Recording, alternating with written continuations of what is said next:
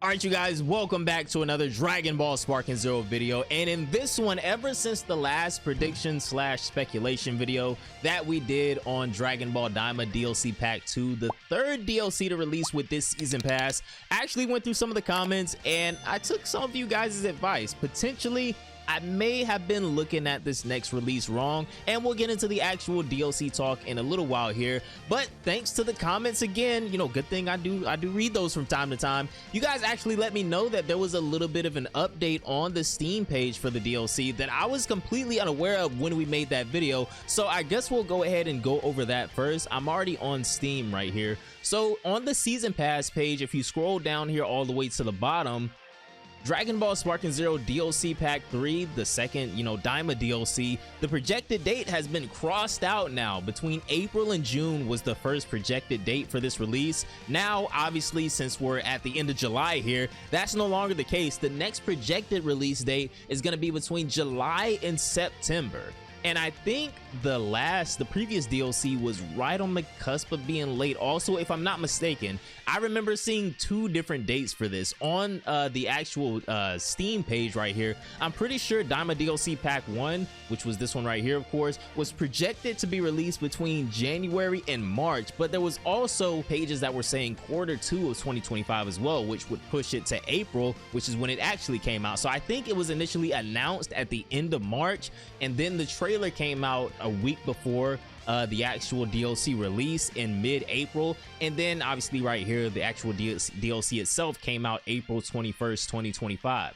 So the Hero of Justice pack is the only one that I think might have come out right on time. But with that being said, that pretty much lines up with exactly where we speculated this release would happen this year, between August and September, if I'm not mistaken, we said in that last video. So anywhere from the next 4 to 6 weeks, I would say we could probably be seeing this release. And I still believe this will, also since this is the last DLC for the Season Pass, will probably be the biggest DLC release yet for Sparking Zero, even bigger than the Hero of Justice pack, which was pretty good in my honest opinion, even though if you go on Steam right here, and it probably is the same thing on console as well. For both of these last couple of DLCs, I don't know about the Shallot DLC, but for DLC Pack 1 and Pack 2, the reviews were largely negative for even the Beast Gohan DLC, which I did not expect. And I'll go ahead and show you guys the Daima DLC here as well. Not really too well received. See, mostly negative for the last one, and then very negative for the Daima DLC here, and I can pretty much speculate why this one would be largely negative. For the Hero of Justice pack, I'm not really too sure. That one came with custom battles, that one came with obviously new characters, and a couple of other things as well, if I'm not mistaken. Now the Daima DLC actually came with something really cool. I think the coolest thing about the Daima DLC was honestly the technique switching equipment for Goku Mini. That we'll probably need to see another one of those when it comes to Goku Mini's other transformations, being Super Saiyan 2, which I'm surprised wasn't included in this one, Super Saiyan 3, and of course Mini Daima Goku Super Saiyan 4. But now on to what I really wanted to talk about in today's video, which was a lot of you guys were saying that potentially I was looking at this next DLC completely the wrong way. I've been so fixated on just how many characters they can cram into this next DLC. That's not really what's gonna make or break this thing, to be honest. What I really think could be potentially game saving for this next DLC is things like more customizations, more offline modes besides the Legendary Warrior Face-Off, which is technically online since there's rankings as well. And I feel like they finally need to implement crossplay too, which is something that they haven't spoken about, I don't think, since like a couple of weeks after the game came out. That's one of the biggest things that still to this day we're waiting on, and there hasn't been any word on this whatsoever. If there's been mention of this somewhere from the devs from the last like 7 months, feel free to let me know down below in the comments. But I feel like I haven't heard anything about crossplay since potentially like the first month of the game, maybe even before that. I'm not even too sure. That's just off the top of my head. But when it comes to other things that we need to see with this next DLC, like I said, crossplay is probably at the top of the list. Maps, there's still been a lot of discussion about maps online. I feel like that and crossplay are probably the two biggest things that'll change a lot of opinions on this game, and more customizations for a lot of these characters as well. Like I said, in the last DLC, we got that technique switching costume for Mini Goku, which cosmetically didn't do anything for him at all. It just allowed him to transform into a Super Saiyan and gave him 3 different super attacks as well, with the 2 blast skills and obviously his Sparking Mode Ultimate. With this next DLC, this is something that I feel like they could just release free updates for like once a month or once every couple of weeks or something like that. Well, they'll start, you know, periodically putting in free different costumes for characters. I mean, we have all of this Zenny and nothing to spend it on at this point. If you've been playing this game longer than a month, you have nothing to spend your Zenny on. Please let me know down below in the comments if you've spent any Zenny at all since the first month of the game. But I feel like every so often, you know, with as much that Xenoverse gets updated, just getting free costumes every now and then, free customizations for characters, free accessories, even different capsules and things like that, it would just let me know that this game still has some life in it and they want to keep supporting it for the casual players, for the offline players, and for the online player base, because those are 3 massive markets for this game. Even though the competitive side is vastly smaller than the casuals and the offline players, there's still 3 different markets for this game. But if I'm being completely honest with you guys, everything I just said right there is wishful thinking. There has been nothing in the past 8-9 months that's led me to believe that the Dragon Ball Sparking Zero team would implement as many changes, not even changes. The only actual change that I even asked for right there was crossplay. That's the biggest change that the game actually needs and that they haven't spoken about in the almost years since this game's come out. But honestly, everything else is just cosmetics, adding more things for offline players and things like that. That's really simple to do in my opinion. Periodic updates outside of balance patches whenever DLCs come out. But now I guess we can talk about a more realistic sense of how this DLC is gonna look, and that is coming to the characters themselves. I know a lot of you guys were telling me that I was way too tunnel vision on just the characters themselves, like not even just the characters, all of these side characters that I'm expecting to make it into the 3rd DLC. But honestly, with the way the last couple of DLCs have went, what else do we really have to look forward to? Do you honestly believe that they're going to add more customizations for all of these 200 plus characters in the game now? Do you think we're going to have more episode battle updates, more custom battle updates like in the Hero of Justice pack?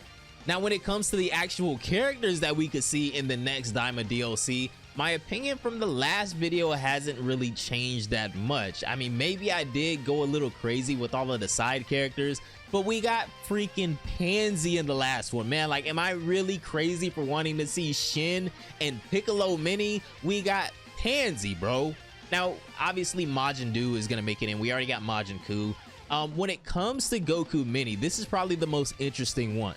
When it comes to Goku Mini in the next DLC, they're gonna have to do another technique switching equipment for him, or maybe just possibly they could update the one that he already has to add the next 3 transformations. For some reason, we didn't see Super Saiyan 2 Mini Goku with the last DLC, so I would expect that to make his way into this next one. Super Saiyan 3 Mini Daima Goku, and obviously Super Saiyan 4.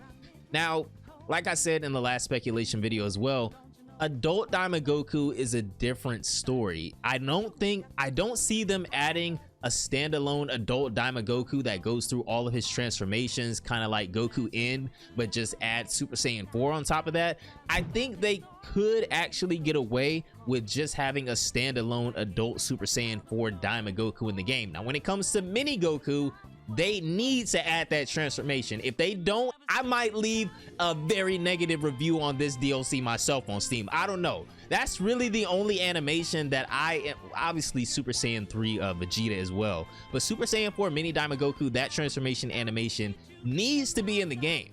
And something else I thought of before I started recording as well, and also something I thought about before I started recording this video, unless Legends or Dokkan try to get out in front of this, which I don't believe either of them would, since they're kind of doing their own things right now, with Legends potentially getting an LF Kefla soon, thanks to that leak we got last night, and Dokkan having their celebration right now with the 2 new LRs, Super Saiyan 4 Gogeta and Omega Shenron.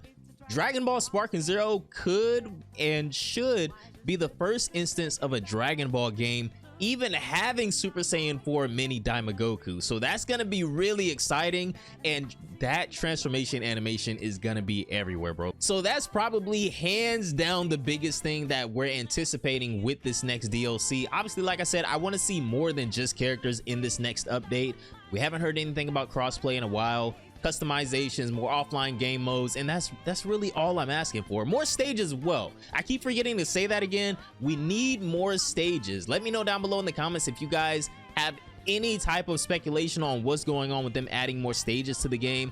So even if Dragon Ball Sparking Zero doesn't get the Xenoverse 2 treatment, I really hope that they're not trying to plan for a sequel in the near future, like in the next two to 3 years or something like that. It's gonna be really hard to make a visual masterpiece better than Dragon Ball Sparking Zero, especially in that time frame right there. I feel like they should just take all the criticism that they got for this game and consistently update it. And also, if I'm just gonna be bluntly honest, there is no way in hell that a Sparking Zero 2 sells as well as the first Sparking Zero. This game made an entire press run just off of nostalgia from Tenkaichi. The very first announcement trailer that we got, mind you, had Tenkaichi 3 in it, so they knew what they were doing. But my bad, let me chill. I can feel myself getting hyped up again, so let me just get back to the speculation, man. So outside of everything that I just spoke about that I want to see in the next DLC and update that isn't a character, when it comes to the characters themselves, you know, just cutting out all the fluff that I was asking for, even though we got Pansy, mind you, I'm gonna just keep reminding y'all of that. So the characters that I obviously want to see: Super Saiyan 3 adult Daima Vegeta, which when it comes to the adult versions of Goku and Vegeta from Daima, I don't know if we're gonna get base versions for both of those guys or just get standalone Super Saiyan 3 adult Daima Vegeta and Super Saiyan 4 adult Daima Goku.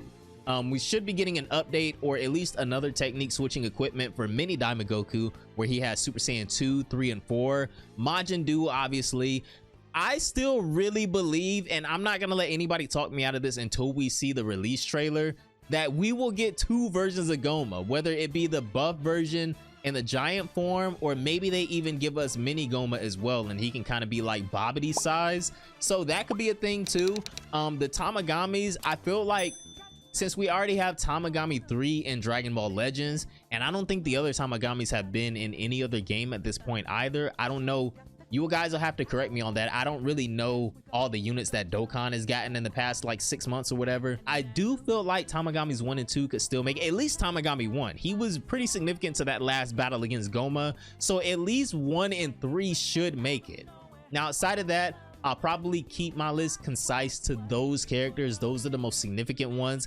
Again, we got Pansy, so I don't see why we can't get Supreme Kai and Piccolo, but I'll just keep it to those most significant characters. It's not like we got Pan in the Hero of Justice pack or anything like that. If we got Pan in the superhero pack and then we got Pansy in the first Daima pack, I would be saying, yo, we getting Kadan in this next one, but I'm gonna just keep it simple for everybody. But guys, that is gonna do it for this video. Let me know down below in the comments if you agree with all of the things that I said. We talked about a lot more than just characters in this video. I definitely think we have to continue being vocal about all of this stuff that doesn't have to do with characters that we want in the game, especially crossplay in more stages. I feel like when it comes to customizations and more things to do offline in this game, that should not be too difficult at all. If we don't get that, that is like the bare minimum. That and more characters per DLC, those are the bare minimum. I feel like they think that just because they say that, you know, adding more stages or adding crossplay takes a lot of work, that we just have to be okay with that being the, not necessarily the excuse, because I do believe that it does take a lot of work, but that just being, you know, what we have to live with. And if we don't end up getting those things, well, you know, they already told us ahead of time that it's just a lot. So I feel like we have to keep being vocal about stuff like that. Respectful, obviously, because the devs do work hard and we are still getting updates on this game. Shallot was actually a pretty nice surprise, and I'm really happy with the character himself. He's also a character that I expect to get updated in the future as well, but we'll make an entirely different video on him in a couple of months here if we don't, you know, hear anything before then. But anyways, guys, let me know what you thought about everything that we talked about in today's video. Have a great day, and I'm gonna see you all in the next one. Bye, guys.